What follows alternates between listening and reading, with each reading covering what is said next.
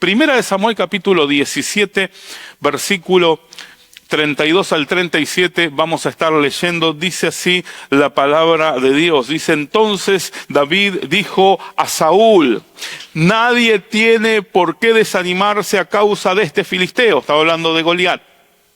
Yo mismo iré a pelear con él. ¿Cómo vas a pelear tú solo contra este filisteo?, respondió Saúl. No eres más que un muchacho, mientras que él ha sido un guerrero toda la vida. Pero David respondió: a mí me toca cuidar el rebaño de mi padre. Cuando un león o un oso viene y se lleva una oveja del rebaño, yo lo persigo y lo golpeo hasta que suelta la presa. Y si el animal me ataca, lo agarro por la melena y lo sigo golpeando hasta matarlo. Si este siervo suyo ha matado leones y osos, lo mismo puede hacer este filisteo incircunciso, porque está desafiando al ejército del Dios viviente. El Señor que me libró de las garras del león y del oso, también me librará de las manos de este filisteo. ¿Qué le dijo Saúl? Anda y que Dios te acompañe. En otra palabra, y que Dios te ayude. Quiero hablarles sobre esto. Mire qué importante y qué tremendo. La crisis revelan realmente quiénes somos en la realidad. ¿Quién sos realmente? A veces, aquellos que estamos moviéndonos en ciertos ambientes de poder, muchas veces hablan que el poder, de alguna manera, no cambia a la gente, sino que saca lo que verdaderamente hay ahí. Entonces usted ve una persona con poder, es una persona que deja de ser buena, deja de ser cordial, deja de ser simpática, se transforma en un ogro, trata de agarrar todo y acaparar todo, y usted dice: ¿pero qué le pasó? ¿Lo transformó? No, sacó lo que verdaderamente es. Pero en las crisis también acontece lo mismo. En la crisis nosotros realmente demostramos quiénes verdaderamente somos. Por eso muchos no conocen su verdadero carácter hasta que enfrentan algún tipo de crisis. Crisis económica, crisis en lo laboral, crisis familiar, crisis de pareja, crisis en el matrimonio, crisis en el ministerio. Hay momentos donde se quiebra esa cuestión y ahí, Y qué bueno que nosotros podamos sincerarnos, ¿no? Y decir: pastor, cuando entré en esta crisis saqué lo peor de mí. Bueno, es lo que había, mi hermano. Es con lo que tenemos que trabajar. Es lo que Dios quiere sacar de ti realmente. Por eso David, en esa declaración que él hace frente a Saúl, él descubre algo tremendo. David descubre que dentro de él había un guerrero. Cuando él se enfrenta a Goliat, primero se tiene que enfrentar a una situación de pedirle permiso a un hombre que no lo veía apto para ir hacia ese lugar. Pero David, qué tremendo, David, en vez de vomitar desde el alma cosas terribles, David, ya en el campo con las ovejas, él había sacado todo eso que no servía. Y qué bueno que nosotros podamos entender que en los momentos, como hablamos el domingo pasado, en los momentos de soledad, es ahí donde yo tengo que mirarme al espejo un poquito y decirle: Señor, yo así no voy para más. Señor, yo me rindo, este carácter que tengo, ni yo me aguanto. Sácamelo, ayúdame. Señor, ayúdame en esto. He contestado mal, he dicho malas cosas. No he obrado conforme tendría que haberlo hecho. Posiblemente los que estaban al mi lado me dijeron: no, lo hiciste bien, pero yo no me sentí bien. Sé que hay algo mejor. Sé que puedo ser algo mejor. Yo quiero ser como David, que un día frente a un Goliat tenga que enfrentarse a instancia, de alguna manera diciéndole a esos Saúles de la vida. ¿Quiénes son los Saúl?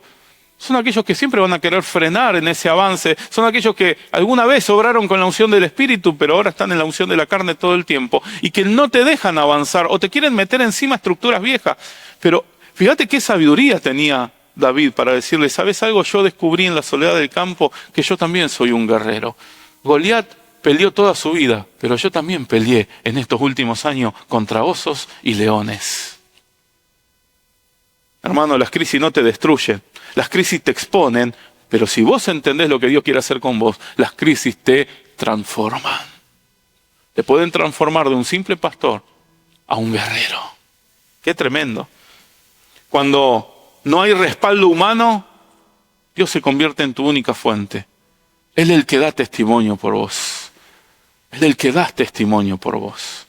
Por eso nosotros tenemos que entender esto frente a estas crisis. ¿Qué crisis, no? El león frente a la oveja. No te estoy diciendo si sos un cordero o sos un león. No. Te estoy diciendo que dentro de las ovejas que cuidas, en el lugar donde te estás moviendo, esas crisis, cuando vienen los leones a sacarte eso, vos tenés que entender que adentro tuyo hay un guerrero y tiene que ser descubierto. Hay alguien que va a defender con fuerza, con coraje, pero por sobre todas las cosas, con sabiduría de Dios. ¿Cuántos están dispuestos a superar las crisis? ¿Y qué? Vamos, adelante, no le huyas. No le huyas, es momento de sentarnos y decir, che, estamos en crisis, reconocer, estamos en crisis, en esto o en aquello otro. Estamos en crisis, vamos hacia adelante, vamos a ver cómo lo superamos. Porque yo sé que dentro mío, aunque a veces se me sale ese viejo hombre y hace cualquier cosa, sé que en lo más profundo Dios está formando algo, Dios está construyendo algo, Dios me está transformando. Por eso hay un texto que quiero leer con vos. Mirá. Quiero que abras Salmo 27. Yo lo voy a poner en la pantalla, pero está muy chiquito. Pero quiero que lo puedas leer junto conmigo. El Salmo 27 es uno de los salmos más hermosos que existen en la Biblia, como muchos salmos. Pero dice de esta manera, David lo decía. Decía, el Señor es mi luz y mi salvación. ¿A quién temeré? El Señor es el baluarte, es la fortaleza de mi vida. ¿Quién me asustará? O decía la otra versión, ¿de quién he de atemorizarme? Cuando los malvados avanzan contra mí para devorar mis carnes, cuando mis enemigos y adversarios me atacan, son ellos los que tropiezan y caen. Aun cuando un ejército acampe contra mí, me asedie, no temerá mi corazón. Aun cuando una guerra estalle contra mí, yo mantendré la confianza. Una sola cosa pido al Señor, y es lo único que persigo: habitar en la casa del Señor todos los días de mi vida, para contemplar la hermosura del Señor y buscar orientación en su santo templo. Porque en el día de la aflicción Él me resguardará en su morada. El amparo de su santuario me protegerá y me pondrá en alto sobre una roca. Me hará prevalecer frente a los enemigos que me rodean. En su santuario ofreceré sacrificios de alabanza y cantaré y entonaré salmos al Señor. Oye, Señor, mi voz cuando a ti clamo. Compadécete de mí y respóndeme. El corazón me dice, busca su rostro. Y yo, Señor, busco tu rostro. No escondas de mí tu rostro. No rechaces en tu enojo a este siervo tuyo, porque tú has sido mi ayuda. No me desampares ni me abandones. Dios de mi salvación, aunque mis padres y mi madre me abandonen, el Señor me acogerá. Guíame, Señor, por tus caminos. Dirígeme por la senda de rectitud por causa de mis enemigos. No me entregues al capricho de mis adversarios, pues contra mí se levantan testigos falsos que respiran violencia. Pero de una cosa estoy seguro: he de ver la bondad del Señor en la tierra de los vivientes. Pon tu esperanza en el Señor. Cobra ánimo y ármate de valor. Pon tu esperanza en el Señor. Y todos decimos, ¡wow! Rescato 5 cosas interesantes que quiero hablarte sobre cómo David enfrentaba las crisis. Primero, la crisis fortalece tu confianza en Dios. Por eso David decía, Jehová es mi luz y mi salvación. Por eso la crisis va a fortalecer esa confianza en Dios. David no niega la oscuridad. David no niega ni a los enemigos, pero él declara que Dios es su luz, es su refugio y es su victoria. En tiempo de crisis, Dios no solamente, hermano, te acompaña, sino que Él te ilumina, te fortalece y Él te salva. Por eso es tan importante entender esto. La crisis fortalece mi confianza en Dios. ¿Lo puedes repetir? La crisis fortalece mi confianza en Dios. Pastor, pero es tremendo lo que tengo que atravesar con mis hijos, con mi esposo, con mi esposa. en nuestra economía. Usted no sabe las deudas que tenemos, los problemas gigantes, salí de garantía, me vienen a embargar el sueldo. ¿Cuántas veces se han atravesado situaciones de estas características? Tranquilo. Nosotros obramos de buena fe, Dios va a respondernos, porque nuestra confianza está puesta en Él. No ponga tu confianza ni en un gobierno, ni en una ideología política. No ponga tu confianza en nada de esas cuestiones. Poné tu confianza en Dios. Qué tremendo.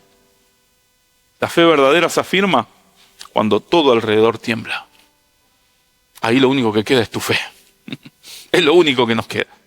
Cuando todo parece que tiembla y todo se está por romper, la fe en el Señor es la que nos fortalece. Lo segundo, la comunión con Dios es nuestro mayor refugio.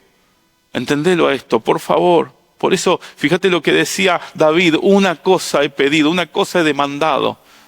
¡Wow! Que esté todos los días, ¿dónde?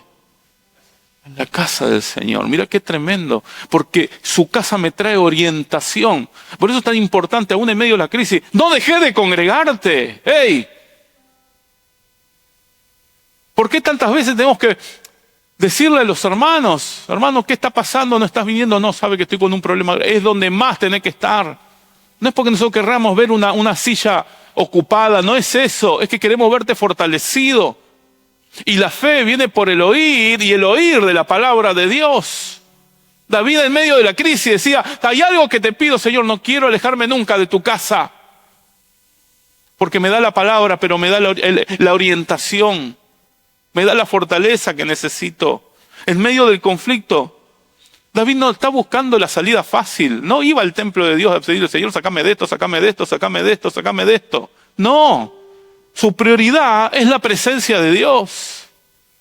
Su prioridad es la presencia de Dios.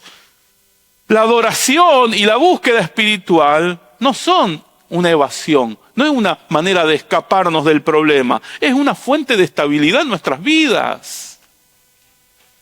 Por eso que nosotros tenemos que aprender a adorar a Dios. Adorar a Dios no es un momento de meditar y escaparme del problema, es lo que a mí me da estabilidad. Porque yo lo que necesito recuperar es su presencia. ¿Y Dios dónde habita? ¿Dónde habita Dios?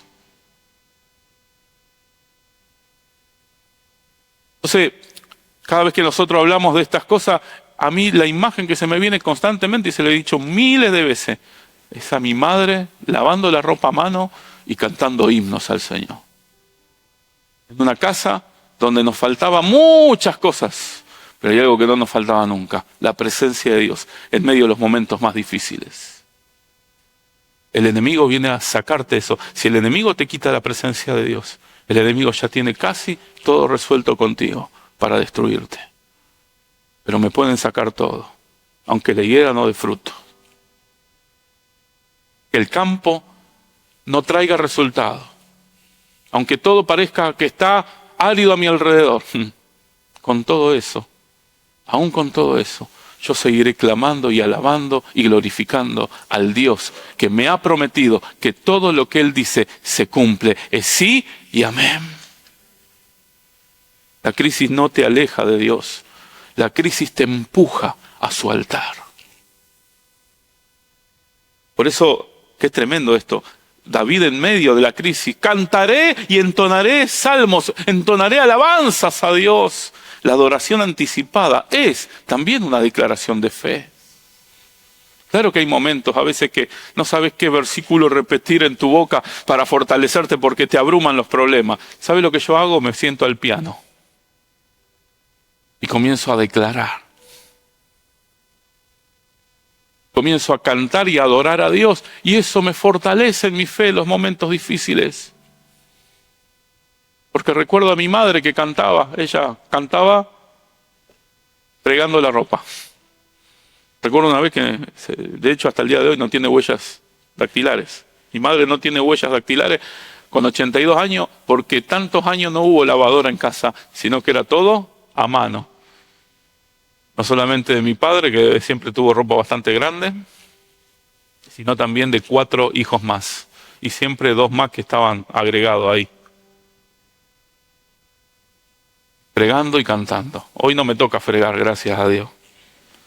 Pero me toca poner mis manos en el piano y decirle, vine a adorar a Dios. Vine a adorar a Dios. Él vino a mi vida en un día muy especial. Cambió mi corazón en un nuevo corazón.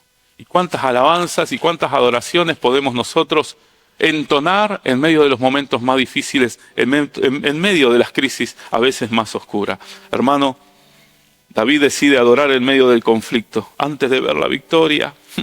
Su confianza, qué tremendo esto, su confianza en el carácter de Dios, en el carácter que Dios había formado en él. Su confianza lo lleva a celebrar antes de ver el milagro. ¡Wow! ¿Cuántas veces David ya había derrotado a Goliat en la soledad del campo, adorando a Dios? Adorando a Dios. Empezá a adorar, empezá a entender qué es tener un corazón de adorador. Adorar en la crisis es declarar, yo sé muy bien en quién he confiado. Hermanos, la vulnerabilidad también forma parte del proceso. Claro que somos vulnerables, claro que somos vulnerables. David decía, no me dejes ni me desampares en este salmo. ¿Sabe algo? Es tremendo. El mismo David que declara fe, también clama por necesidad. Claro que somos personas de fe, pero también que somos necesitadas de Dios. Pero en la crisis, la fe no niega la fragilidad.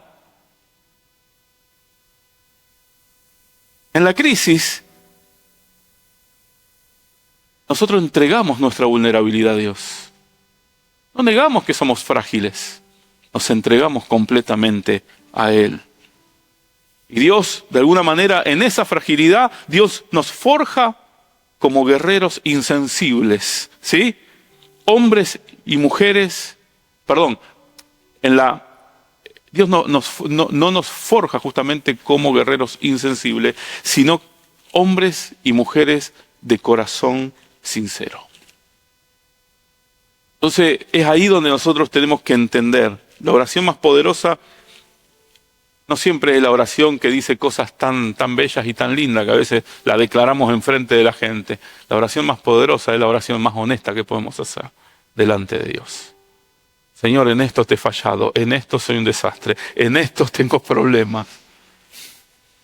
Señor, te necesito y sé que vos vas a hacer en mí y vas a formar ese guerrero para los momentos donde tenga que avanzar y donde tenga que exponerme frente a una crisis. Yo estaré confiado en ti y saldré a luchar y saldré a pelear y sé que soy más que vencedor por medio de ti.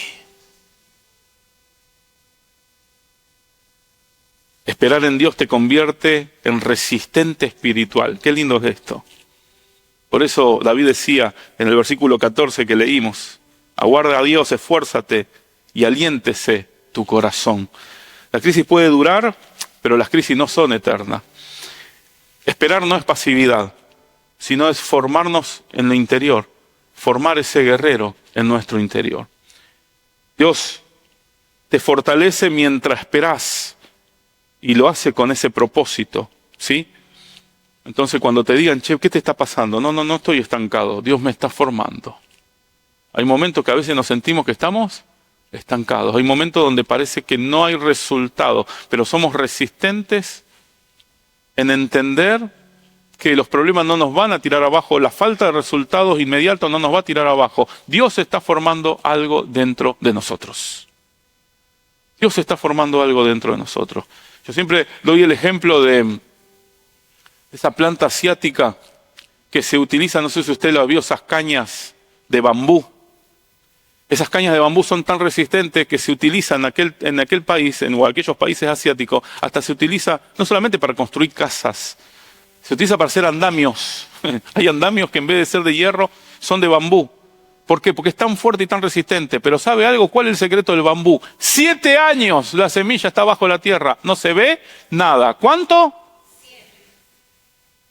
Porque primero crece bien para abajo porque sabe que va a ir muy para arriba. Entonces cuando te digan, che, no te veo, vos que avanzás, pará que estoy creciendo hacia abajo. Pero cuando empecemos a crecer, en 7 meses, escucha, 7 años de espera, y en 7 meses crece de una manera exorbitante. Y así muchas veces Dios quiere trabajar con nosotros. Dios a veces no está en ausencia, Dios está formándonos en la soledad y en el interior de nuestra alma. Dios quiere convertirte en un guerrero, en una guerrera, para que puedas avanzar y hacer todo lo que Dios quiere. Por eso muchas veces las batallas invencibles son aquellas que son las más importantes. David, cuando se presenta ante Saúl y le dice esto: yo estoy preparado para ir contra Goliat. David no se fundamentaba en títulos, sino en sus propias cicatrices. No son los títulos. El apóstol Pablo, de un momento, ¿sabe lo que dijo con todos los títulos que tenía? Los tengo por basura. Todo eso no me sirve de nada. ¿Saben cuál es mi carta de recomendación? Se daba vuelta y mostraba la espalda. Miren todos los latigazos. Esas heridas, esas cicatrices, son mi firma de apóstol frente a la sociedad. ¡Qué tremendo! David le pasó lo mismo. Mirá, este fue un arañón del oso. Mirá, esto fue cuando fíjate, acá tengo la marca. Cuando un león se abalanzó contra mí, me quiso morder, pero ahí le agarré del cogote y lo maté. La gente que estaba alrededor decía: pues está loco. Sí, todos van a decir está loco hasta que te enfrentes a Goliat. Qué tremendo. Por eso David tenía ese currículum escondido: osos, leones y noches sin dormir. Porque las victorias privadas te preparan para los desafíos públicos. Jesús dijo, no lo dijo otro, Jesús lo dijo: todo lo que hagas en secreto, mi Padre te lo recompensará en público. Hay batallas que vos vas a tener que librar en los secretos. Nadie lo va a saber, nadie lo va a conocer, ni hasta tu propia familia. Oiga, hay situaciones muy complicadas, muy complejas también hoy en día, a las cuales nos tenemos que enfrentar. ¿Sí? Si estás atravesando situaciones de pecados ocultos, resolvelos en el Señor. Son crisis internas, pero tenés que resolverla en el Señor. Tenés que resolverlo en el Señor. Esas son las batallas que tenés que dar todos los días. Todos los días. Todos los días hay malos pensamientos en tu mente. Hay malos pensamientos en tu corazón. Entregáselo al Señor todos los días. Esas son las batallas invisibles. Esas son las que más Dios está pendiente. Porque si eso no está resuelto, un día se manifestará lo público. Pero si esas batallas las lograste pelear con el Señor y venciste en lo secreto y venciste en lo privado, también Dios te lo va a recompensar en público.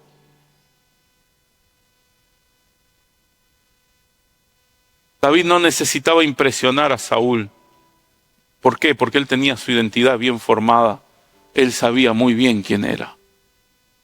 Ante los dichos de todos los que estaban alrededor de esa corte, alrededor de Saúl seguramente había un montón de guerreros, un montón de soldados que decían un montón de cosas. Pero qué tremendo, David tenía muy en claro su identidad. Aunque hablen contra nosotros, aunque digan cosas tremendas, aunque levante falso testimonio, como David lo declaraba en el Salmo 27, él sabía muy bien quién era y por qué hacía lo que hacía.